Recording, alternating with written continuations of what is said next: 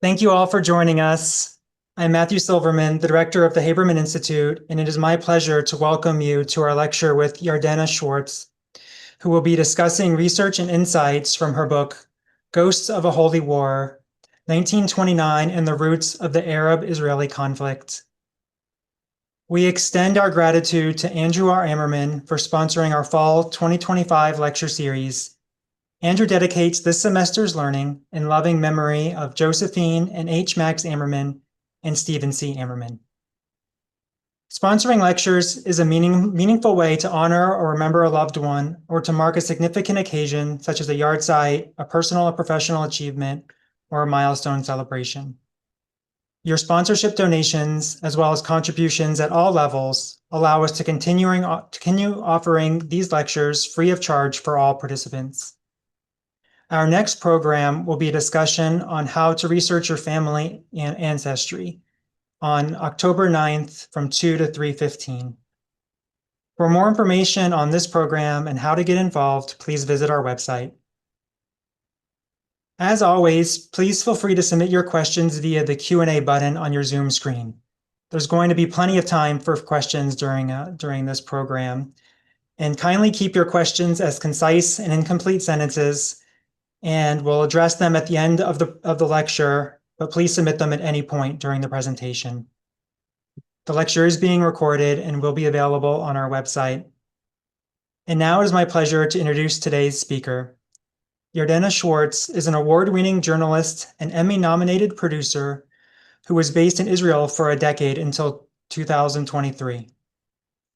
Her reporting from 4 continents has appeared in dozens of publications, including the New York Times, the Wall Street Journal, New York Review of Books, The Economist, Time, National Geographic, and Foreign Policy. Yardena previously worked in New York City at NBC News and MSNBC. She graduated with honors from Columbia Journalism School in 2011, received an Emmy nomination for her work at MSNBC in 2013, and the Religion News Association Award for Excellence in Magazine Reporting in 2016. She now lives in New York's Hudson Valley with her husband and children. Ghosts of a Holy War is her first book. And with that, I now welcome Yardena to join us and share about her book and research. Welcome. Thank you so much for having me, and thank you all for being here tonight or today, depending on where you're joining us from. I'm just going to share my screen because I have a presentation. So, go. Okay. Ever since October 7th, many people have insisted that there was context to Hamas's massacre. The atrocities committed against innocent men, women, and children didn't happen in a vacuum, we were told. Those people were right, only their context was all wrong. I'm here tonight to discuss the true context of October 7th and the hidden roots of this conflict. 2 decades before the state of Israel was born, the Jewish community of Hebron suffered an attack that was hauntingly similar to October 7th. It was one of the worst pogroms ever perpetrated outside of Europe. It was both more deadly and more gruesome than the infamous Kishinev pogrom, which drove tens of thousands of Jews to flee Eastern Europe. The massacre of Jews in Hebron nearly a century ago was a chilling preview of Hamas's massacre. It was on a scale far smaller than October 7th, and yet it transformed the region into the one we know today. The Hebron massacre of 1929 was ground zero of what was and remains a holy war. Its causes and its ongoing aftershocks hold all the context we need to combat the global campaign of misinformation we are up against. It was another Shabbat morning on August 24th, 1929, when 3,000 Muslim men armed with swords, axes, and daggers marched through the Jewish quarter of Hebron. That morning, rioters went from house to house, stabbing, torturing, raping, and in some cases, castrating and burning their unarmed victims alive. Yardena, yeah, we don't see your share screen. Oh no. Oh, there you go. Then this is where we are now, but I've gone through a few, so I'm just Oh, show sorry you about the that. photos that came before this. They were just, okay. So this shows just some of the aftermath of the massacre in Hebron in 1929. These are some of the rioters who marched through Hebron that day on August 24th, 1929. And these are two of their victims, two of the survivors. So I can pick it up right here then. Thanks for telling me. I'm sorry about that. Yeah. A couple of people also mentioned that they can't hear very well, so I don't know if you're able to move the microphone closer or something, or Yeah. Is that better? yeah. Okay. Okay, great. Great. Thank you. And yeah, feel free to interrupt me again if there's any other issues. Okay. Yeah. Great. Thank you. Okay, sure. The men who broke into Jewish homes that morning did not distinguish between men, women, and children. Infants were slaughtered in their mothers' arms. Children watched as their parents were butchered by their neighbors. Women and teenage girls were raped. Elderly rabbis were mutilated, and ancient synagogues looted and destroyed.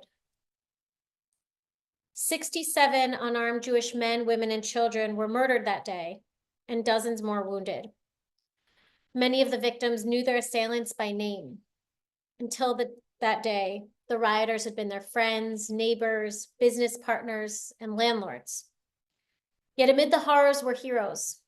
At least 200 Jews were rescued that day by their courageous Muslim neighbors who risked their lives by hiding them in their homes or standing guard outside of theirs. Yet when the massacre ended, the surviving Jews were held in the Hebron police station for days and then evacuated by the British authorities who ruled what was then Palestine. They were told never to return. The British had proved not only incapable of protecting their Jewish subjects, but unwilling to do so out of fear of provoking more Arab violence. The massacre in Hebron didn't just decimate one of the world's most ancient Jewish communities. It also ended centuries of peaceful coexistence in the city of Abraham, patriarch of both the Jewish and Arab people. The majority of the Jews living in Hebron in 1929 were natives of the land. Many of them spoke Arabic. Jews had lived in Hebron since the days of Abraham. Their pious lives were centered around the tomb of the patriarchs and matriarchs where the forefathers and mothers of the Jewish people are buried. For centuries, Muslims and Jews had lived harmoniously together in Hebron. This is when that harmony ended and the reality we know today began. My work on this book began in 2019 when I was introduced to a family in Memphis, Tennessee, with an epic story to tell. In 2009, Susie Lazarov, a 70-year-old Jewish grandmother, discovered a box of letters in her attic. Those hundreds of pages of letters were written between 1928 and 1929 by her late uncle, David Schoenberg. Susie had never met her uncle David because he was murdered in the Hebron massacre. David was 22 years old when he sailed to British Mandatory Palestine in 1928 to study at what was then the most prestigious yeshiva in the land of Israel. While studying at the Hebron Yeshiva, he wrote long poetic letters to his family in Memphis every week. His letters described Hebron's biblical beauty and the remarkable relations between the city's Jewish minority and its Arab majority. David wrote of weddings and holidays when rabbis and Muslim leaders danced side by side. He wrote of Hebron's Hadassah Clinic, where needy Arabs and Jews alike received free treatment. Until she discovered that box in her attic, Susie Lazaroff knew little about Hebron or the massacre that took her uncle's life. Growing up in Memphis, that tragic day was rarely, if ever, discussed. It was too painful a memory for David's parents, who had opposed his move to Hebron. In 1928, young men didn't leave their family and move across the world to study Torah in the land of Israel. In 1928, political Zionism had not yet been embraced by the American Jewish community or the native Jews of Palestine. That began to change after the massacre of 1929. Before I read David's letters, I too knew little about the massacre of 1929 or the history of Hebron. When I was introduced to his family in Memphis, I was a freelance journalist based in Tel Aviv, and I had been to Hebron only once. That brief visit was so disturbing that I never returned until I started working on this book. In the spring of 2011, I was a student at Columbia Journalism School on a one-day tour of Hebron with Breaking the Silence, an organization founded by Israeli soldiers who had served in Hebron. They wanted Israelis to know what was being done in the name of security.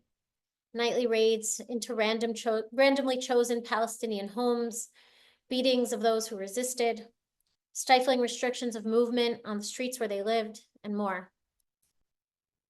Walking the streets of Hebron that day, past shuttered Arab shops, barbed wire, Israeli soldiers and checkpoints, I gazed up at what I thought was an abandoned home and glimpsed a pair of tiny hands gripping the iron bars of her window. I locked eyes with a young Palestinian girl who peered down at me like a caged bird. And it struck me in that moment that as a graduate student living in New York, I had more freedom on this little girl street than she did. That day, a city that should be a monument to Judaism's ancient past became for me a tragic microcosm of the conflict itself. Like David, I too was a young American Jew who had returned to our ancient homeland. David came as a scholar of ancient texts, seeking a more spiritual connection with God and the Jewish people. David was a religious Jew who was deeply skeptical of the secular Zionist movement. I came as a journalist and as a secular Zionist who was deeply disturbed by the direction Jewish extremists were steering the Jewish state. After moving to Tel Aviv in 2013, I stayed far away from Hebron. But then, in 2019, after reading David's letters, I embarked on a journey to discover how Hebron, the biblical cradle of the Jewish people, had become the deepest wound of this conflict. I wanted to understand why the return of a persecuted people to our native land had led to the misery of another people who feel their homeland has been stolen from them. Did it need to be this way? Over the course of the next 3 years, I spent hundreds of hours with Israelis and Palestinians in Hebron, and I came to understand why this conflict persists and why every peace effort has failed. And no, it did not need to be this way. The massacre in Hebron, its impact, and its echoes today hold the key to understanding the true nature of this conflict and how we can find a way out of it. In 1929, there was no Israeli occupation, no Israeli soldiers, no state of Israel. Jews were a weak minority in British Mandate Palestine, just 20% of a population of less than 1 million people. When the British conquered Palestine from the Ottoman Empire at the end of World War I, they ended centuries of Ottoman restrictions on Jewish life and quotas on Jewish immigration. The Balfour Declaration enabled tens of thousands of Jews to flee the pogroms of Europe and build new lives in their homeland, joining the Jewish natives of Palestine. The British Mandate promised that in building a Jewish home in Palestine, the rights of the Arab community would be protected. Yet for nearly 1,000 years of Muslim rule in Palestine, Jews had been second-class citizens. Many Arabs opposed the prospect of Jews becoming equal citizens. Chief among them was the British-appointed Grand Mufti of Jerusalem, Haj Amin al-Husseini.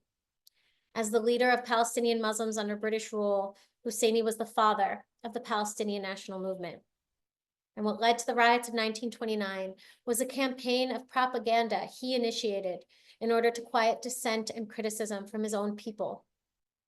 Husseini had long been accused of corruption, nepotism, and misuse of religious funds. So beginning in 1928, just around the time David Schoenberg arrived in Hebron, the Grand Mufti convinced his people that the Jews of Palestine were working to conquer Al-Aqsa Mosque.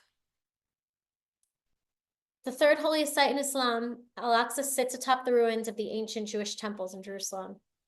To rally the Arabs of Palestine behind him and to propel his standing in the wider Muslim world, the Grand Mufti waged a campaign of fear and disinformation.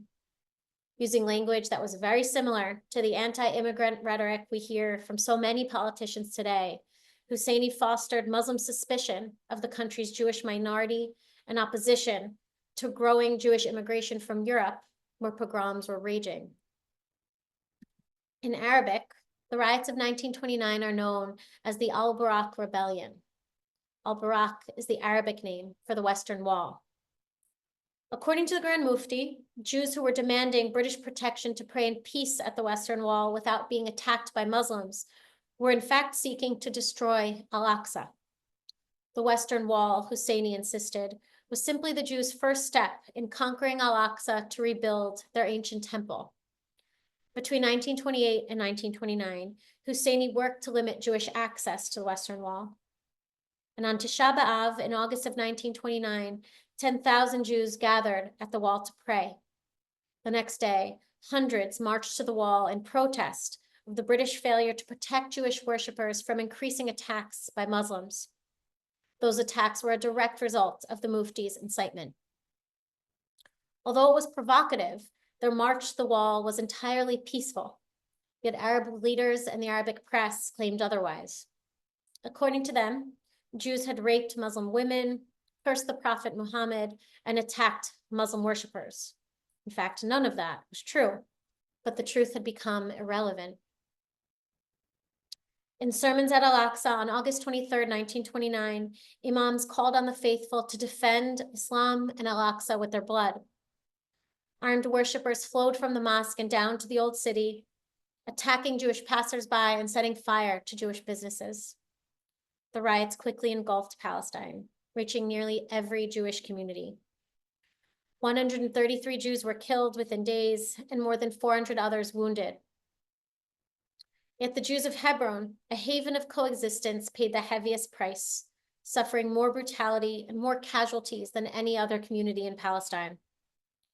Refusing to believe the warnings ahead of time, Jewish leaders of Hebron rejected offers of protection from the Haganah, the underground Jewish defense force that would later become the nucleus of the IDF. When members of the Haganah visited Hebron just days before the riots erupted, they were told to leave. Our Arab neighbors are our friends, the Jewish leaders of Hebron insisted.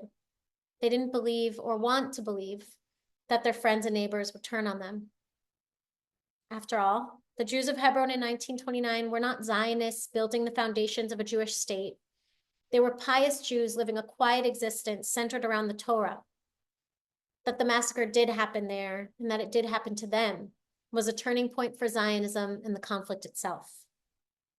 In 1929, Zionism was not a mainstream Jewish value. Many traditional Jews, including David Schoenberg, disdained the young movement as a secular contamination of Judaism. The return of the Jewish masses to Zion, they believed, could only be realized through the will of God and the arrival of the Mashiach. Many secular American Jews also rejected Zionism. They feared it could threaten their fragile place in American society. That opposition to political Zionism was challenged by the Hebron massacre, which epitomized the tragedy of the stateless, powerless Jew. Tens of thousands of Jews had just returned to their homeland to escape the pogroms of Europe. The pogrom that followed them to the city of their forefathers and mothers was both devastating and galvanizing. The absolute failure of British forces to protect them in 1929 led the Jews of Palestine to unite around Zionism. After the massacre, many of those who had until then opposed it now agreed that the Jews could only be safe in their own country under the protection of their own army. No foreign power was going to protect them. After the massacre, the British sent a royal commission to Palestine to determine the causes of the riots. And in 1930, that commission conveniently pardoned the Grand Mufti, allowing him to maintain the all-powerful position the British had appointed him to. Instead, they blamed the riots on the peaceful Jewish demonstration at the Western Wall on Tisha B'Av. Muslim fears of Jewish immigration were legitimate, the British concluded. And so 1 year after the massacre, the British issued new policies, vastly limiting Jewish immigration and land purchases. When the Mufti led a violent rebellion in 1936, the British responded by abandoning the Balfour Declaration and with it the promise of establishing a Jewish home. Against the backdrop of Nazi persecution, the Jews of Europe were essentially banned from entering their homeland. Both during and after the Holocaust, tens of thousands of Jewish refugees who arrived on Palestine's shores were either sent back to Europe or detained in British internment camps in Palestine and in Cyprus. It was only after his rebellion killed a British official in 1937 that the British finally decided to arrest the Grand Mufti, that he fled the country and allied himself and his cause with Adolf Hitler. Throughout World War II, the Grand Mufti was lavishly paid by the Nazi regime as its leading voice in the Arab world. Living in a Nazi-financed estate in Berlin, the first leader of the Palestinian people led the Arab branch of Joseph Goebbels' Ministry of Propaganda. He issued Arabic radio broadcasts of Nazi propaganda throughout the Arab world and recruited tens of thousands of Muslims to fight for the Nazis. He toured concentration camps, befriended the architects of the final solution, and even oversaw a failed Nazi operation in Palestine. The goal of that operation was to establish a Nazi communications base and to poison the drinking water of Tel Aviv. Thankfully, that operation failed miserably. When World War II ended, the Grand Mufti was wanted for Nazi war crimes and placed on the UN's list of Nazi war criminals. Yet once again, he fled, first to France and then to Cairo, eventually settling in Beirut, where he led his people's jihad against the Jews of Palestine. His apprentice in that jihad was his young cousin, Yasser Arafat. The Grand Mufti was just the first in a line of many corrupt Palestinian leaders who realized the power of Al-Aqsa and disinformation. He set the formula for every Palestinian leader since. Hamas has perpetuated the same lies about Al-Aqsa and supposed Israeli plans to destroy it. Hamas and other Palestinian groups have used this and other lies to galvanize support and distract from their own inability to lead their people out of perpetual poverty. There is a direct line between 1929 and our current tragic reality. The parallels between then and now are a testament to how little has changed over a course of a century of holy war. The forces that drove Arabs in Hebron to rape, torture, and murder their Jewish neighbors 1 century ago were nearly identical to the forces behind October 7th. It's no coincidence that Hamas named its attack on October 7th the Al-Aqsa Flood. Hamas is the direct heir of the Grand Mufti, and like Husseini, Hamas presents itself as the defenders of Al-Aqsa against the Jews. Much like the rioters of 1929 praised God as they slaughtered men, women, and children, so did Hamas fighters on October 7th in footage they themselves posted on social media. Just as the Jews who were killed in 1929 were not Zionists, the Jews killed in southern Israel on October 7th were not settlers. Most of them were left-wing Israelis who had spent the previous 10 months protesting against Israel's far-right government and Benjamin Netanyahu. Many of those killed and kidnapped that day were peace activists who had spent years trying to help civilians in Gaza. The euphoric celebrations in the West Bank and Gaza on October 7th, and the scenes of Palestinian civilians crowding around tortured Israeli hostages and cheering Hamas's attack, will not be easily forgotten in Israel. The perpetrators of the massacre in 1929 were also hailed as heroes. In yet another echo of 1929, dozens of Muslim citizens of Israel risked their lives to rescue Jewish Israelis from Hamas's massacre. Many of those courageous Muslims paid with their lives. Some were murdered by Hamas on October 7th, while others were kidnapped to Gaza. These Muslim heroes serve as an important reminder. This holy war is not between Islam and Judaism. It is between those who weaponize religion and glorify violence and those who seek peace. In the immediate aftermath of October 7th, people around the world simultaneously denied the facts of Hamas's attack and blamed Israel for the massacre. The atrocities of 1929 were also denied by Arab leaders and blamed on their Jewish victims. The difference, and it's an important one, was that in 1929, the international community saw through those denials. In newspapers like the New York Times, those lies were presented as lies. Newspapers and the journalists they employed did not attempt to justify the massacre of 1929. And on August 26, 1929, 2 days after the massacre, 35,000 people marched through downtown Manhattan to protest against the riots and the British failure to protect the Jews of Palestine. Similar protests were held around the world. Meanwhile, in cities across America and around the world, on October 8th, 2023, protesters marched in support of the massacre. Even then, there were false accusations of genocide. Many news organizations have described these protesters as anti-war or pro-Palestinian, yet many of them express support for a group that has rejected peace at every turn and whose endless war against Israel has brought nothing but death and destruction upon the Palestinian people. The Grand Mufti rejected the first two-state solution in 1937 when it was proposed by the British. He did so again in 1947 when the UN voted to partition Palestine into an Arab state and a Jewish state. Palestine would have gained independence for the first time in its history. After all, Palestine has never been free or independent. It has always been ruled by foreign powers. That could have changed in 1947. Yet while the Jewish leaders of Palestine embraced the UN partition plan, the Mufti and every single Arab state rejected it. The Mufti declared jihad and established the Army of the Holy War. 1,000 Muslim members of the Waffen SS, men the Mufti had recruited during his time in Berlin, joined that holy war alongside local Arabs of Palestine. The day the British left Palestine in 1948, ending their mandate, the armies of Egypt, Jordan, Syria, Lebanon, and Iraq invaded the newly born state of Israel, joining that holy war. We all know how that war ended, or at least that episode of this long war. Palestinians call it the Nakba, the catastrophe. Yet imagine what could have been if the Mufti and other Arab leaders had agreed to two states for two people, rather than declaring jihad. The Mufti's political descendants have rejected every single two-state solution since then. When Israel's offer of a Palestinian state in 2000 was rejected by Yasser Arafat and followed by 5 years of suicide bombings, many Israelis concluded that Palestinians were not interested in peace. And yet Israel made an even more generous offer in 2008. Again, that offer was rejected, and in each case, no alternative was offered.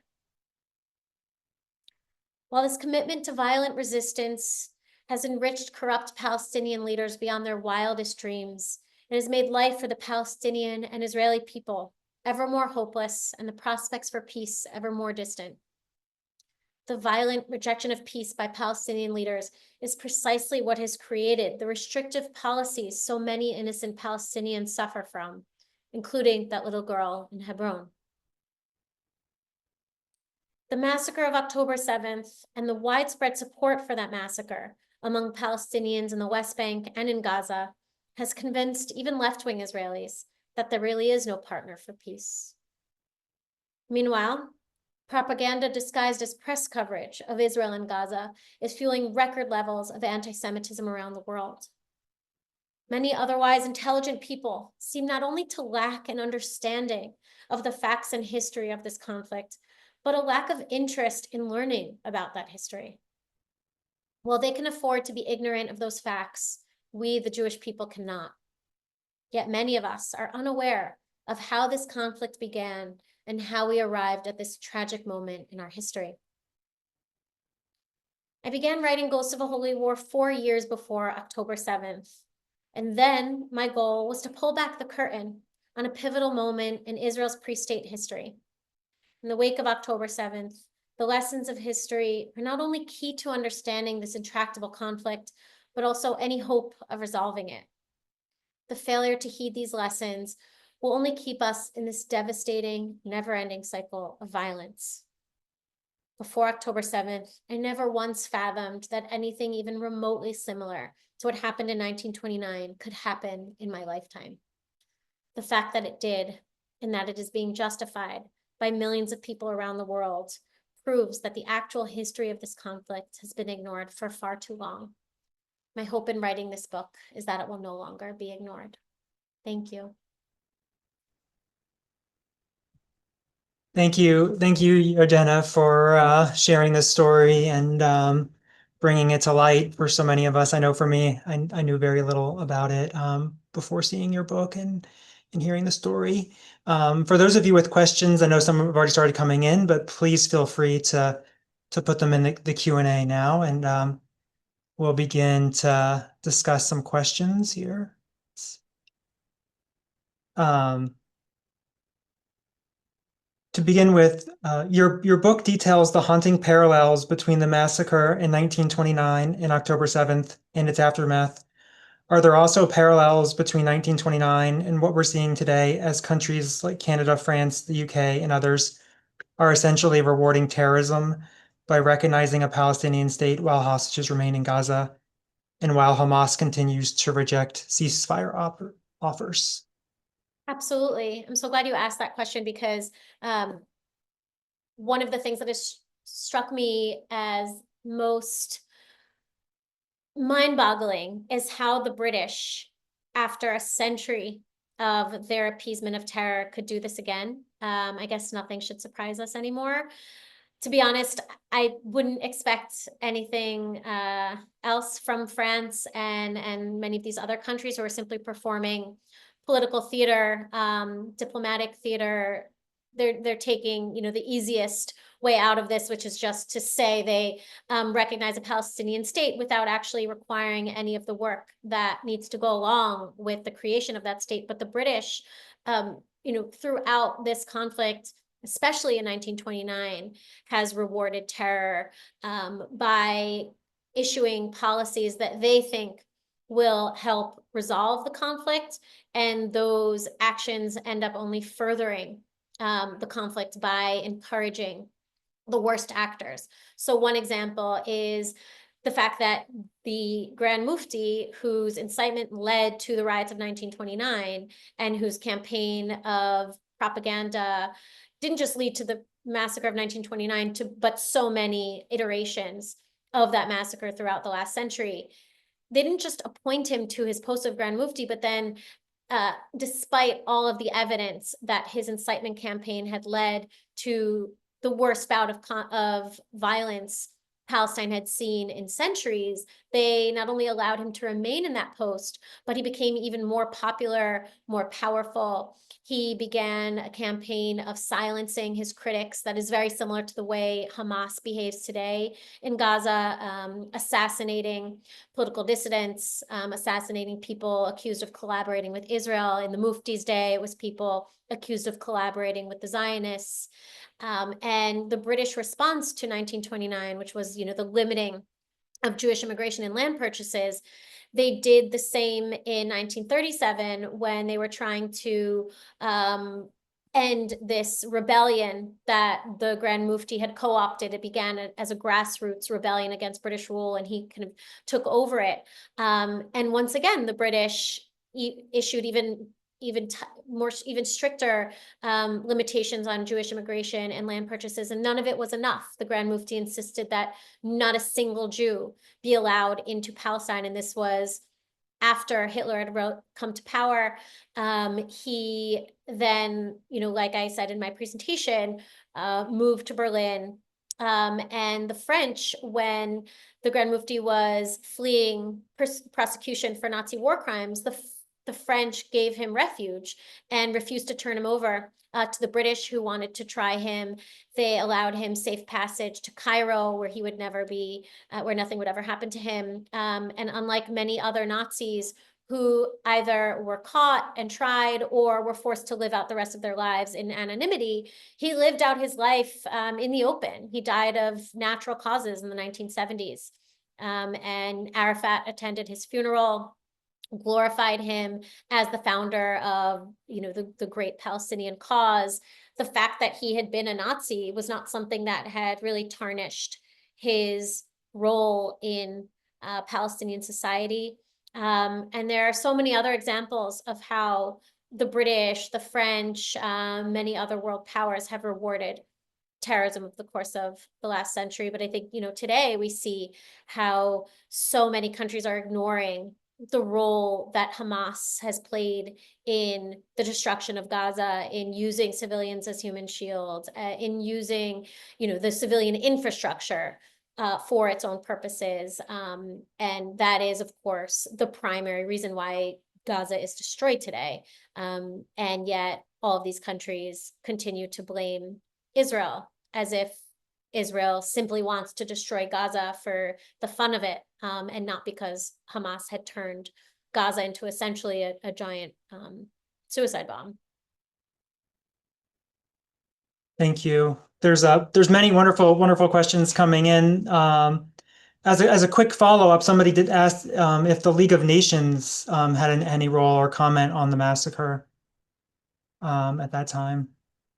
That's a really good question. So the League of Nations did condemn it, and the Arab leadership of Palestine responded to these condemnations from the British, from the League of Nations, from many other countries, by denying the atrocities and blaming those atrocities on the Jewish victims. So one of those denials came in the form of a statement that was published in not just in the Arabic press, but also, at the time, not everybody read newspapers. Many of the Arabs of Palestine, most of the Arabs of Palestine were illiterate. And so, you had these proclamations made in mosques, in city squares. There were flyers posted all over Palestine claiming that the Jewish yeshiva students in Hebron had actually killed Jews to raise funds from the diaspora for the yeshiva. This was one of these claims that then became adopted by the masses in Palestine as an answer to these accusations of, mutilation and other atrocities in Hebron. They were just blamed on the Jews. Also, what became, kind of the party line, and I found this in my interviews with Palestinians in Hebron today when I would ask them about the riots of 1929. One of the claims that was made in the immediate aftermath by Arab leaders was that it was actually the Jews who had started the riots. It was Jews who had killed Arabs in Jerusalem after Friday prayers and had attacked Muslims at Al-Aqsa and had murdered dozens of Arabs, and it was the Arabs defending themselves. That was an absolute lie. But if you speak to Arabs in Hebron who are old enough to know about the massacre of 1929, many younger people don't even know about the massacre of 1929 if they're under a certain age. Those who do know about it will quickly say either that the Arabs didn't carry out the massacre or that the Jews are the ones who started it. Thank you. A number of questions have come in. Jump back to the letters themselves. If there's more you want to say about Daniel's letters, about what life was like in Hebron before 1929, and other things with the relationship with his family and such, if you want to share. Yeah, so David was really such a fascinating character. He was only 22, and yet his letters read like they were written by this wise sage who had led this fantastic life. He was extremely wise, very funny, very charming. He spoke with this Southern twang that really set him apart from the other yeshiva students and all the other, the Jewish community in Hebron. There were about 24 other American students at the yeshiva, but most of them were from places like New York, Philly, Chicago. Many of the other students at the yeshiva were from places like Lithuania and Poland, and also some, native Palestinian Jews and some Arabic-speaking Jews. He was very popular at the yeshiva, and he had also been very popular back home. He had actually dropped out of Wharton, business school at Wharton, in order to move to Hebron. He came from a family very successful merchants in Memphis, but they had started out as penniless immigrants. So his parents both came over from Ukraine in the late 1880s, and his father had opened up this dry goods store in downtown Memphis, and the family lived upstairs. They didn't have much money, and over the course of the next few decades, his father built this one little shop into this chain of retail stores across the South. So I think by the 50s, it was in like 8 different states in the South. And before he moved to Hebron, one of the reasons why his parents opposed his move wasn't just because they thought, he was crazy, but because David was supposed to kind of continue in his father's footsteps. take over the family business. And he abandoned that life, that, successful life of an American Jew who had assimilated, and he really rejected that lifestyle. He wanted the opposite of what his parents had sought. His parents fled the shuttles of Europe, wanted to build new lives in the promised land of America, and he saw that as the antithesis of his life's purpose. He felt that his purpose was to become a sort of, Jewish monk living in a serene place that had been untouched by time. And that was what Hebron was. So you asked, what was Hebron like before 1929? And David's letters painted such a beautiful portrait of what life was like in Hebron before 1929, not only the remarkable relations between the city's Jewish minority and its Arab majority, which, by the way, I shouldn't sugarcoat it too much. I mean, they were friendly. It was definitely, peaceful compared to what we see in Hebron today, but Jews were the inferior class in Hebron. So there were about 800 Jews living amongst 20,000 Arabs. And at the time, the Tomb of the Patriarchs and Matriarchs, the Ma'arat HaMachpelah, was off limits to Jews and non-Muslims. Only Muslims could enter the tomb. Jews who wanted to pray there were forced to pray outside. And that was the case for 700 years, from the 12th century until Israel conquered Hebron and the rest of Judea and Samaria from Jordan. Jews had not prayed there for centuries. There were a few who had, like the Lubavitcher Rebbe, just 10 days before the massacre in Hebron. He had been one of the few Jews allowed into the tomb by the Arab officials, the Muslim officials who oversaw it. We don't know how much he had to pay, but there was a significant bribe that was paid. The same goes for other Jews who had visited in years prior, such as Montefiore and Henry Morgenthau. But this is just one example of what life was like for Jews in Hebron. But aside from that, I mean, it was this beautiful, serene, it really looked the part of a holy city when David was living there. There were no cars in town. People walked around with mules that carried their things. The water was brought to people's homes by a man who carried a giant jug on his back in animal skins. So it was really just, like going back in a time machine. David wrote to his family as if he had traveled to another planet. And so, and then after the 1929, did anybody return to Hebron? And then, or what happened to those individuals? Yeah, so after the massacre, the Jewish quarter, which at the time was actually known as the ghetto, because it was very much like a ghetto. It was locked at night. Not all of the Jews in Hebron lived in the ghetto. The ghetto was more for, the old community. So many of the Sephardi Jews, I should say the Jewish community of Hebron was almost equally split between Sephardi, Mizrahi, so Arabic speaking, Ladino speaking Jews, and Ashkenazi Jews. Not all of them, of course, were students at the yeshiva who had arrived more recently, but there were, the Ashkenazi community in Hebron had established itself in the 1800s, and there was a significant Chabad presence there. And after the massacre, the Jewish quarter was completely obliterated in terms of, the synagogues were destroyed, any, mikvahs were destroyed, the homes of Jews were taken over by Arab residents. The Jewish shops were turned into Arab shops. I mean, this was essentially ethnic cleansing in Hebron of the Jewish community that had existed there for thousands of years.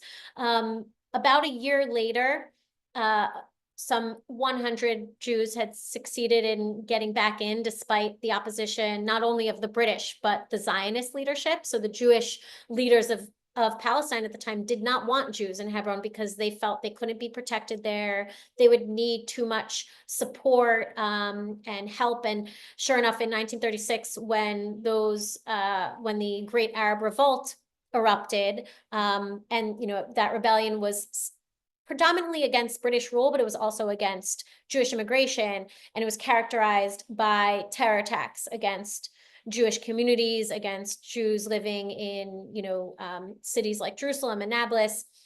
And so when those attacks began, the British once again evacuated the very small Jewish community that had reestablished itself in Hebron, but it wasn't the same as the Jewish community that had existed before, because it didn't have, the Jewish quarter, the synagogues that had been there for centuries were no longer there.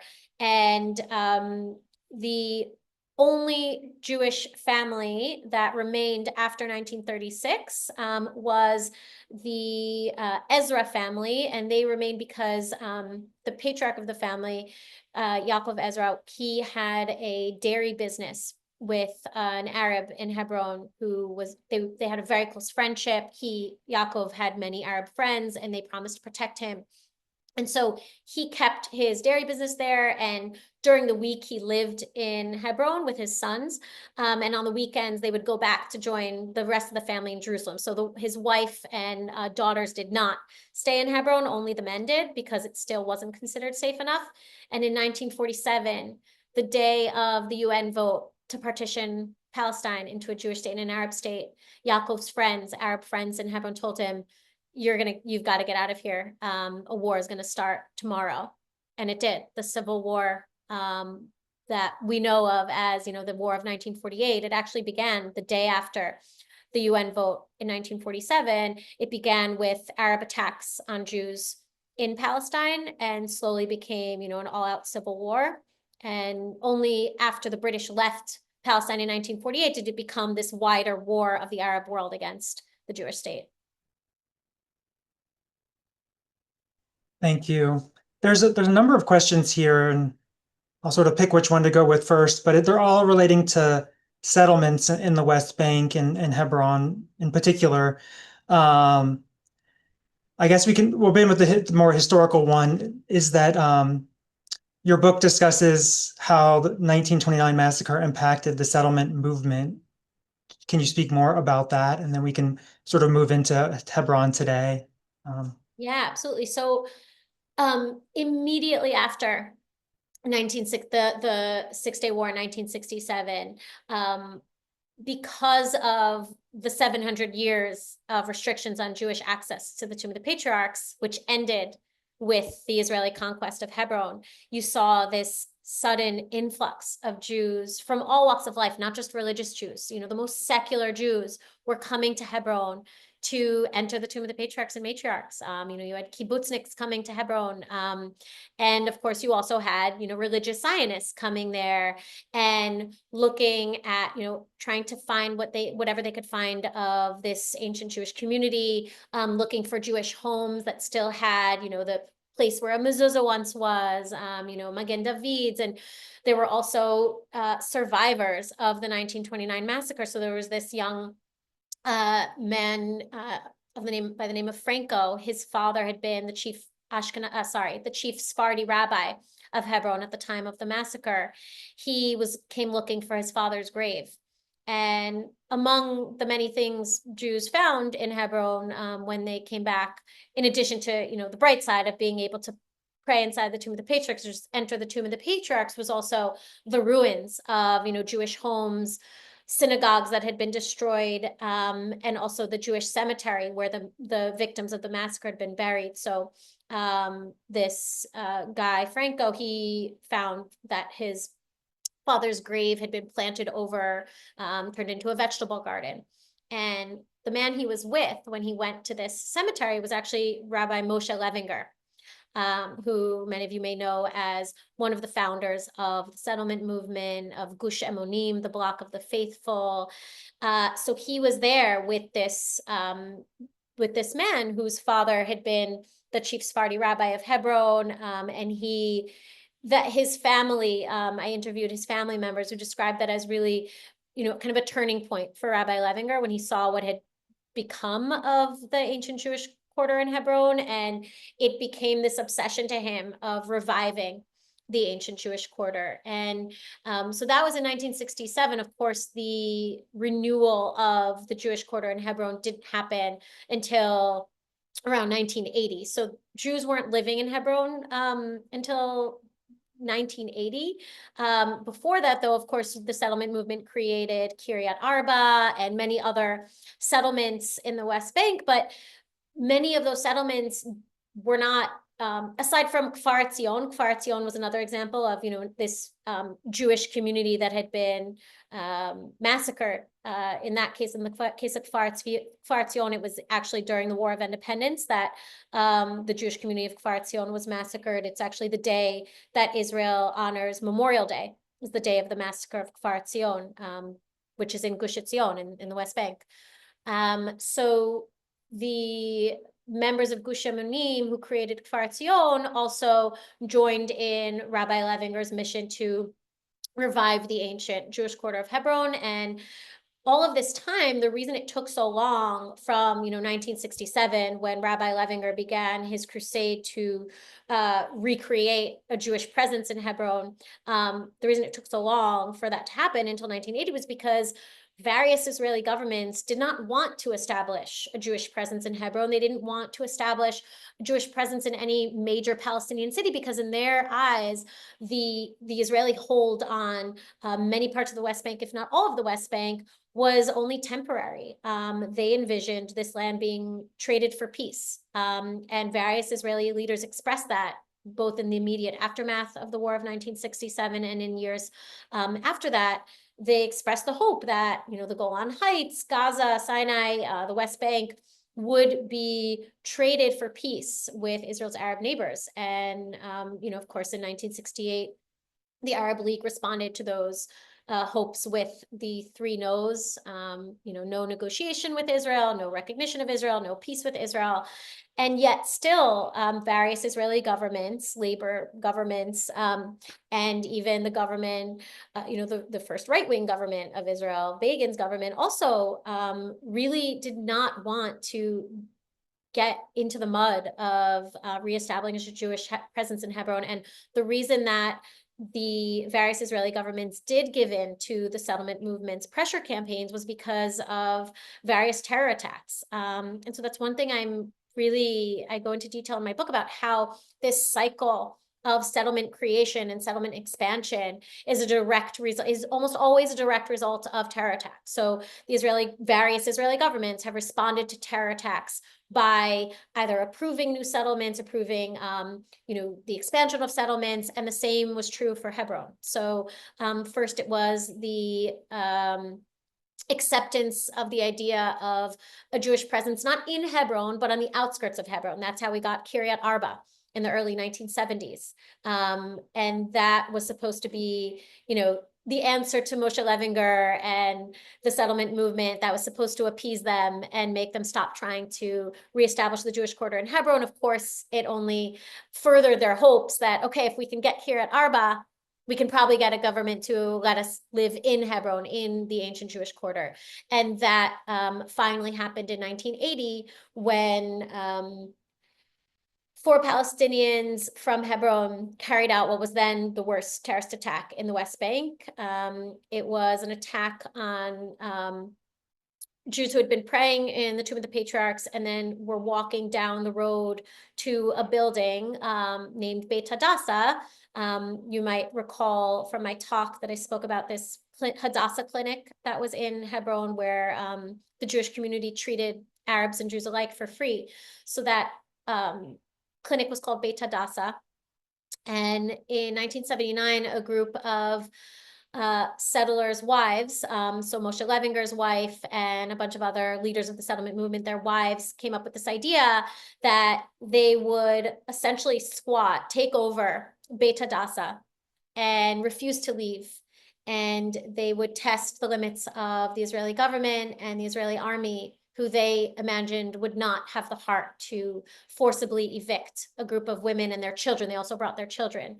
So it was dozens of women and children holed out in this building, which was at the time abandoned. There were no Palestinians living there. And they ended up staying there for about a year. And the night of this attack in 1980, in May of 1980, Palestinian gunmen fired on a group of Jewish worshipers who had made this tradition of every Friday night after Shabbat services at the Tomb of the Patriarchs, they would go and visit these women and sing to them and do kiddush with them outside. They weren't allowed inside. The Israeli army essentially had like a siege on this building. No one was allowed in or out. And they ended up killing 6 young yeshiva students and injuring dozens of other people, men and women. And the Israeli government finally caved and gave in to the settlement movement's requests to live in Hebron. And Beit Hadassah was the first building that they approved to be rebuilt. And if you go to Hebron, you can see Beit Hadassah. It was recreated as it had appeared in 1929. And so they approved the rebuilding, and they allowed Jewish families to live in Beit Hadassah and in adjacent Jewish homes that had been also the scene of massacres in 1929. So Beit Hadassah was the scene of one of the most gruesome attacks during the massacre. I won't describe it. If you want to read about it, read the book. It's really horrific. But also the buildings adjacent to Beit Hadassah had housed Jewish families in 1929. And during the Jordanian occupation of Hebron, those homes had been taken over by Jordanians or Arab residents of Hebron. But in 1980, when the government approved of Jews living there, they were abandoned. And also much of Hebron had by then become this military zone. So yeah, so I mean, that's just kind of a little, some facts about how the 1929 massacre really, you can't overstate, I think, the influence of the 1929 massacre on the settlement movement. And so bringing it to today, you say more about what the status is of Hebron today, and I guess if you have any thoughts on if there's a Palestinian state created, will there be Jews in Hebron? And I'm just trying to check out the other questions. Somebody asked, is there a way to allow Jews to enjoy half of the city? So any of your thoughts on some of that? Yeah, I mean, the situation in Hebron today is probably I mean, it's similar to what I described in the book when I was, doing my research there. From 2019 to around 2023, only after October 7th, like everything in the West Bank, it's just so much worse. Whatever was bad in 2023 is just so much worse now. The curfews on Arab residents, the friction between Jews and Arabs in Hebron. Also, there are various efforts within the Israeli government to take more ownership over the Tomb of the Patriarchs, because the way it works now is kind of similar to what you have on the Temple Mount, where the Waqf, on the Temple Mount, you have the Jordanian Waqf overseeing Al-Aqsa. In Hebron, it's the local Waqf, so it's the local Muslim authority that oversees Ibrahimi Mosque. And ever since 1994, with Baruch Goldstein's attack, before 1994, Jews and Arabs could pray together, in a sense. You had Arabs and Jews entering the same doors, praying in the same rooms. After 1994, the Tomb of the Patriarchs was divided into a Muslim side and a Jewish side. And today, actually, the mayor of Hebron is one of the perpetrators of that attack in 1980, the attack that led the Israeli government to approve and create a Jewish presence in Hebron. He's the mayor of Hebron, and he's unapologetic, completely unapologetic for his attack in 1980. He also has this way of rewriting history. He insists that all of the men who were killed were not innocent, that they were armed, that they were soldiers. That's not true. And Hebron is considered an epicenter of this conflict for good reason. I mean, the holiness of places like Hebron and Jerusalem only increases the likelihood of it being such a hotbed of violence and of tension, because of the dueling narratives surrounding it, the dueling religious narratives around it. And I think that the fact that Hebron is such a holy city in Judaism, the fact that it is the burial place of Abraham and Leah and Abraham and Sarah and Leah and Yaakov and all of the patriarchs and matriarchs of the Jewish people, I don't think there's a chance that any Israeli government would just give up the right of Jews to pray there, to visit there. And I think that in order to have that ability, there does need to be some kind, and I think that any Israeli government that suggested removing Jews from Hebron, I don't think that the backlash against that would just be from the right wing in Israel. I mean, I think that the fact that if Jews can live in places like Tel Aviv with absolutely no Jewish history to them, how could Jews not be allowed to live in a place like Hebron? And I think the argument that their presence creates this necessity for soldiers, yes, but I mean, why?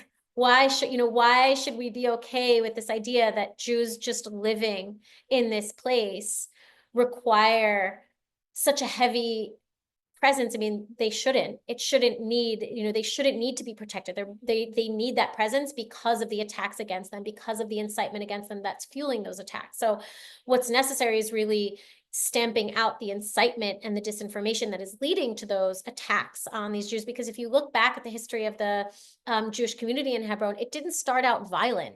The Jewish community in Hebron is often described as being the most violent and radical and all of that. And yes, there is a basis to that claim. I think it is overgeneralizing. There are definitely radical settlers living in Hebron, but the vast majority of the Jews living in Hebron are not violent or radical. It's kind of the same goes for Palestinians in Hebron. They're often described as, one of the most extreme, violent populations of Palestinians. Of course, that doesn't represent all of the Palestinians in Hebron, the vast majority of which are peaceful people, but you also have a lot of Hamas activity in Hebron, Hamas support in Hebron. But I think that if there is a Palestinian state, or when there is a Palestinian state, there will need to be some kind of sharing in Hebron, sort of like there will need to be sharing in Jerusalem and East Jerusalem and the Temple Mount. It's going to require some very creative policy making, but I don't think it's impossible. Thanks. Yeah. It's nice to hear. Yeah, I hear some hope in how you concluded. So that's nice to hear. Yeah, it all use some hope these days. Yeah. Um, another grouping of questions is about this. Well, I'll read what this person said. This person said, "My father, born in Ottoman Palestine, experienced the 1929 massacres in Jerusalem. Can you talk a bit on what it was like in that city at that time?" And there's a few other questions about riots, maybe, and if there were riots in other cities, and whether or not the Haganah, Israeli military at the time, played a role in any of the other locations. Yeah, so the riots began in Jerusalem and spread from there. But because the Haganah was essentially based in Jerusalem, and had been, there were Haganah members who warned the Jews of Hebron of an attack. So the Haganah in Jerusalem knew that something was going to happen. And so they had camped out different men and women who were armed to protect certain communities. So there weren't as many casualties in Jerusalem. There were casualties and there were atrocities, there were rapes and murder of innocent unarmed Jews. But for the most part, the Haganah managed to repel the attacks on different Jewish communities in Jerusalem, and there were counterattacks. So over the course of the riots in Palestine, 133 Jews were killed, but not hundreds, more Arabs were killed. Actually, I think it was like 160 something along those lines, and hundreds wounded. Most of the Arabs were killed by the British in their counterattack, because the British sent in warplanes, warships, troops from across the British Empire to quash the riots. But some of those casualties were also the result of counterattacks by Jewish militias, armed Jews, members of the Haganah. So in Jerusalem, that was the case. In Jaffa, that was the case. In Haifa, but another massacre took place in Moza, Jerusalem. So it's kind of outside of Jerusalem. So similar to what we saw in Hebron, families burnt alive in Moza, and in Tzfat also there was a really horrible massacre there. Some of the details were really difficult to read and difficult to write about. But Hebron again was really the epicenter of the riots, because out of 133 Jews who were killed, 67 were killed in Hebron, and really in some of the most horrific ways. Thank you. I want to go back to part of your last question that I forgot to mention, and I can see a couple of questions came in about him. You mentioned Baruch Goldstein in passing, and I think a couple of people have just asked about that. And so if you want to tell a little more about what that narrative was in 1994. Yeah, so in my book, I go into detail about his attack and the impact of his attack, and also how his attack is perceived by Jews in Hebron. One of the things that horrified me the most in my visit to Hebron in 2011, when I went on that tour with Breaking the Silence as a journalism student, was that it began on the outskirts of Hebron in Kiryat Arba at the grave of Baruch Goldstein. And I had no idea, when I went, I knew about Baruch Goldstein's attack. I had no idea that there were Jews in Israel who see him as a hero. There were stones on his grave, placed there in reverence and mourning and, respect. And the inscription on his gravestone is one that, praises him and as a hero of the Jewish people. And many of the Jews in Hebron who I spoke to about his attack, they would on the one hand say that they disagreed with what he did and that they don't support killing innocent people, but then they would say and they would in a way justify his attack.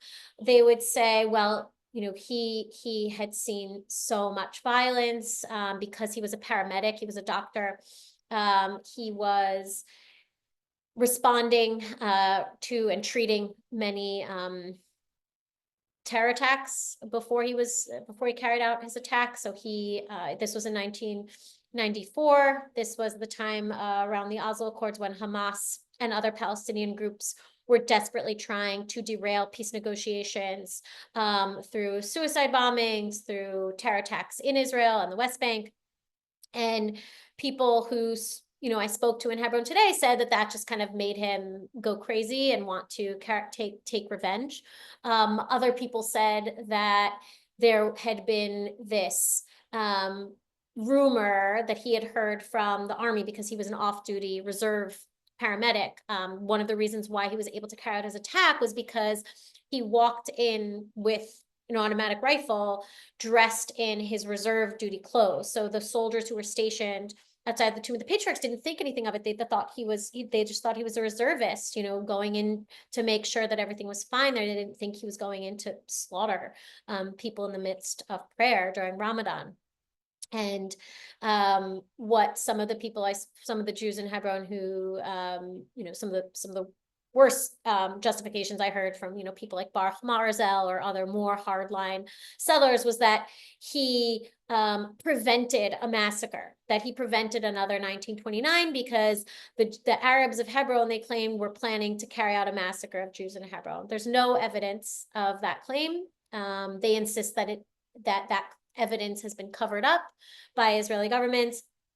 Who knows? Maybe they're right. And I mean, some of the findings of the commission have not been released yet, but I think that that's just a wild speculation, and one that they use to make themselves feel better about what he did, because he did just slaughter innocent people who were not,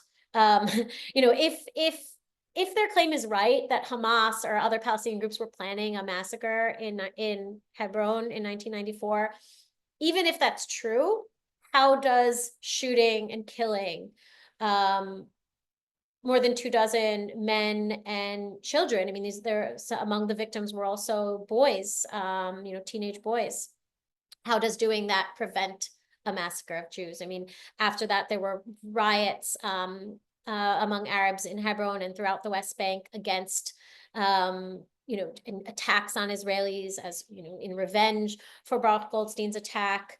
And in response to those riots and response to those attacks, Hebron was really remade by the Israeli army. So, like I said, the Tomb of the Patriarchs was divided between Jews and Muslims to prevent Jews from being able to go into Muslim areas and vice versa. And there are certain parts of the Arab streets in Hebron were closed to traffic, to car traffic, and various waves of different uprising. So whether it was the first intifada or the second intifada, every time there were kind of outbursts of Arab attacks on Jews in Hebron or on Jews in the West Bank or in Israel, the army has instituted new restrictions on Palestinians in Hebron. So, to protect the Jewish community. So one example is that there's a certain street in Hebron where Arabs who live there can't walk, can't drive. One of the Arabs in Hebron who I interviewed for my book, he can't park or drive his car on his street. And when I went to interview him, I was able to park my car in front of his. I mean, I parked my car down the road so I wouldn't, rub that in his face. But I mean, there are just various ways in which, these waves of terror attacks have kind of forced the Israeli government and the army to institute restrictions that, it's hard to imagine what else they could do to prevent these attacks, but it's also hard to feel good about these measures, to feel like, okay, is this really, yes, maybe it's keeping people safe in a short term, but also how much anger and resentment is it fueling? And and I'm not saying that, killing people in response to frustration is okay, but there's gotta be a better way to respond to these waves of violence than just restricting life across the board in Hebron or anywhere. Thanks. I think we'll come back to that idea in a moment. There's a number of questions here coming from your journalism backgrounds. And they're from different perspectives. I'm gonna throw out a few of the different ideas and you can address them as you want. One person is asking why Israel has done such a poor job at PR and explaining its actions in Gaza. Somebody else asks or is talking about the anti-Israel, this is their words, anti-Israel propagandistic Washington Post and how, how can some of those publications be presenting things factually? Another one, just as a journalist, how do you feel that the news industry has fared in its coverage of Gaza? Just, I guess that's a more broad question. I guess you can really start with that. And also, I'll only throw out one more, sorry, but was that, you mentioned in 1929, was there a difference between Arab and Jewish publications and how that was presented? Somebody's asking, and maybe that relates also to today, how it was presented then versus today. Maybe that's too much, but yeah, I mean, in 1929, the profession of journalism was doing its job, presenting facts, not doing advocacy or activism, not trying to point readers in the direction of a certain opinion they wanted them to hold, really just giving them the facts of the story. There were some cases in which I found stories where the headline described the riots as clashes between Jews and Arabs, and then you'd read the story and you'd see, like, this is clearly not clashes. This is wholesale slaughter of, attacks on Jews by Arabs. But, that was as bad as I found it in, the mainstream press, places like the New York Times, the Herald, the Times of London, like all of these papers in 1929, not Jewish press, but were covering the massacre and writing about the atrocities, writing about the Arab denials that were so absurd.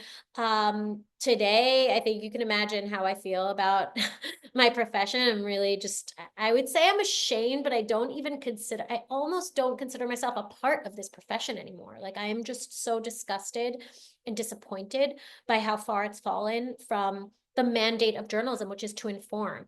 And today, what so much of journalism is doing, not just on Israel Palestine, but on so many other things, is advocacy. It's presenting readers with the facts that, whether it's the journalist or the editors at the newspaper, the producers want their viewers and readers, whichever narrative they want to sell.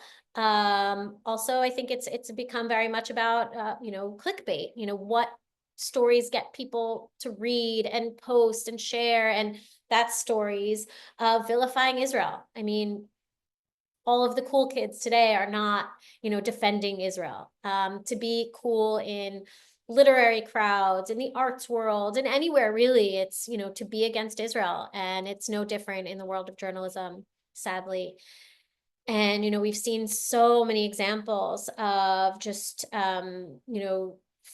once respected news organizations really just becoming stenographers, publishing just, here's what Hamas says, here's what Israel says, and it leaves readers to decide what they want to believe, rather than the journalists and the newspapers and the news organizations actually doing the job of giving readers the facts.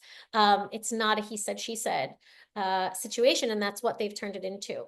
And they've also just really become avenues of propaganda in terms of the fact that they just don't report certain facts. So, it's the same for human rights groups. Human rights groups are not reporting on the human rights violations of Hamas because they think the reporting on those would help Israel. And it's the same for news organizations. They're not covering Hamas's use of psychological terror in, the videos that they force Israeli hostages to film. They're not covering Hamas's executions and beatings and harassing of Palestinians in Gaza. They're not covering Hamas's use of hospitals and schools and shelters, even though it's, accepted. Any Palestinian will tell you that that's what Hamas does. And Hamas makes it very clear. And yet so many news organizations refuse to report on these things. And so, yeah, I mean, it's really difficult to know who to trust. I think before October 7th and before this war, I used to place a lot more trust on, in places like the New York Times, the Washington Post. I don't anymore. When I read their stories, I'm literally reading them so that I can see just, how bad their coverage is. For Israel news, I really just rely on the Times of Israel. I think they do an incredible job of, reporting the truth. They're unbiased. They cover, things that Israel does wrong. They cover things that Hamas does wrong. They're not just, it's not propaganda. It's not just a mouthpiece of a certain side. And there's also, American examples. So the Atlantic, I think, has been a really great source of coverage on the war, and not only on the war. I think, Atlantic is just one of the examples of legacy media that hasn't lost its anchor in truth and impartiality and neutrality. The Free Press, I think, has done a really great job as well. And, there's certain reporters. I mean, I think Isabel Kirshner at the New York Times, despite the New York Times, I think she has done a really amazing job. But yeah, it's become really hard to be a consumer of news because you can't just trust what you're seeing anymore. You really have to kind of check different sources and question the motives of who you're reading. So it's it's a really sad time to be a journalist, and it's a really hard time to be someone who respects journalism and values journalism. But I think there is still some good work being done. You just have to look harder for it. Thanks. I appreciate you noting a few that you find more balanced in nature. Um, there's a great many questions about the current situation, many questions even just about what's happened even today. And so broadly, I'll ask, based on your work and research, is there anything that you found that could help stop the cycle, as one person noted, or gives you hope, um, some different thoughts on the current situation and where we're heading potentially? Yeah, I mean, today was a pretty hopeful day. We need to take our hope where we get it. And, today, I mean, obviously nothing matters if Hamas rejects the plan, which they most likely will. But I mean, the fact that Netanyahu agreed to it is pretty hopeful, because it does, however vaguely, it does kind of commit to the eventual creation of a Palestinian state, or at least aspire to the creation of a Palestinian state, or there is in this plan the framework of moving towards a two-state solution. And I don't think that's something that a lot of Israelis expected Netanyahu to agree to. Certainly his far-right coalition partners are angry about it, and about the idea that he would agree to ending the war. I think many of his coalition partners were hoping that there would be no end to the war until Israel resettled Gaza. So I think the fact that Trump is somehow maybe giving him an off-ramp from that, cataclysmic goal of Netanyahu's government, that gives me hope. We'll see where it leads. But I think one of the biggest sources of hope for me throughout this war has been the Palestinian voices who are speaking out for peace, and taking such a courageous stand, risking their lives to speak out for the necessity of peace with Israel, peace alongside Israel. And I'm thinking of people like Ahmed Fouad al-Khatib, a Gazan, a man from Gaza who left decades ago, received asylum in the US. He's based in Washington. He does so many amazing things, but one of them is he's at the Atlantic Council. He started this organization called Realign for Palestine, and his goal is essentially creating the dynamics in which there will be more people like Ahmed. So people who have the not just the courage to stand up against the forces of extremism in Palestinian society and the forces of rejectionism, rejecting peace and rejecting coexistence, but creating a foundation in which Palestinians don't have to be courageous, don't have to flee the country and seek asylum in the US in order to speak out like Ahmed does. So I think, Realign for Palestine, Ahmed Fouad al-Khatib, these are some of my sources of hope, but not just Ahmed and Realign for Palestine. There's also Samer Sinjalawi, hope I'm saying his name right. He's a Palestinian moderate based in Jerusalem. He's seen as kind of like an alternative. He could be a future leader of the Palestinian Authority if and when the PA undergoes the rehabilitation process that both the Biden administration and the Trump administration are insisting that the PA undergo in order to be, trusted enough to take over Gaza.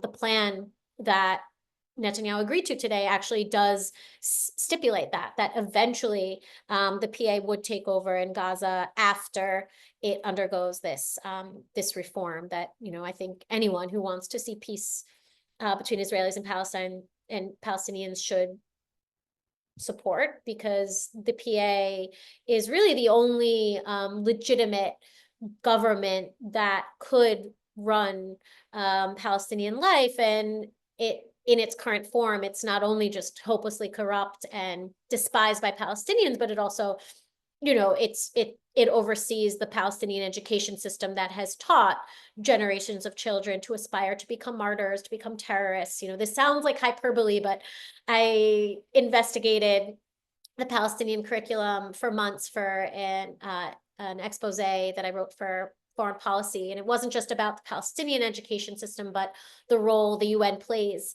in fostering that education, which, you know, in UNRWA, the education system for Palestinians is called the Education for Peace. And in my research and reporting and interviews with school children, it is the furthest thing from peace.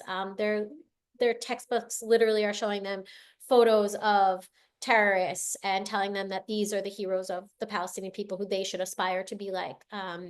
And, you know, there is a complete negation of any right of Jews to live in Israel. Israel is framed as a lie, an invention of Zionist propaganda. So, you know, aside from Palestinian governance itself, you know, the Palestinian education system needs a complete reform. So, you know, people like Samer Sinjalawi support that, those reforms, support those calls for a de-radicalization of Palestinian society, because they recognize that, you know, de-radicalization is in the best interest of the Palestinian people, not just in Israelis' best interest. I mean, it's going to help Palestinians more than it helps anyone else, because the reason they are stateless is because of policies like this, rejectionism, extremism, that has really just been perpetuated by corrupt leaders who benefit from all of this.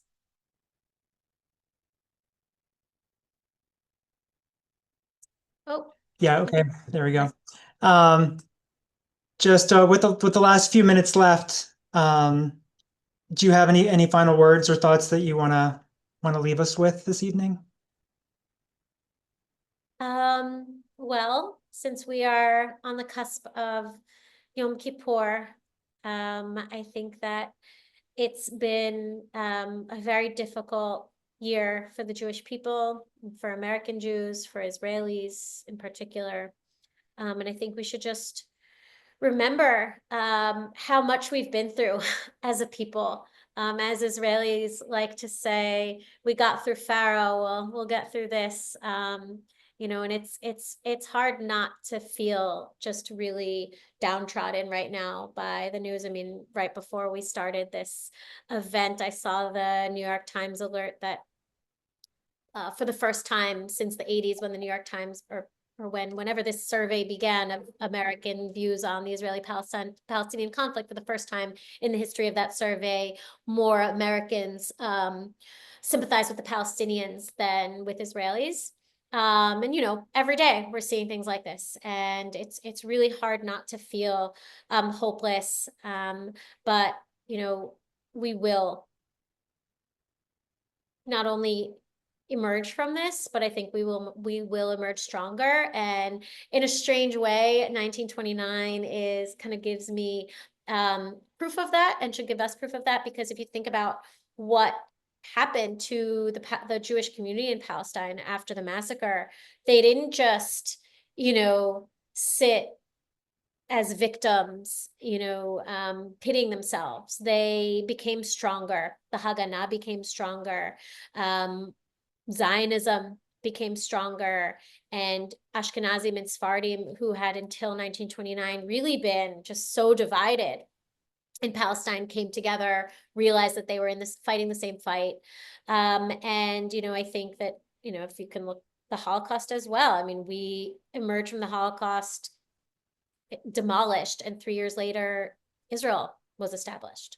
So this feels like we are in really, you know, a biblical low, and I think we are, but I think that we tend to, as a Jewish people, we tend to emerge from these lows even stronger, and hopefully more unified.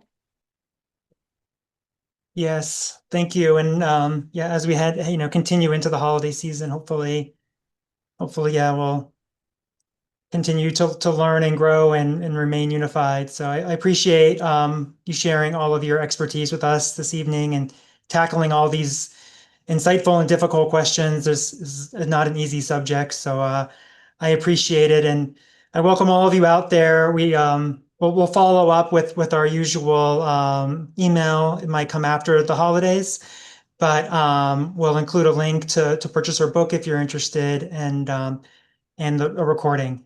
So thank you all again for being with us, and thank you, Yardena. Thank you. Thank you all so much for being here, and thank you for having me, and Gmar Chatima Tova.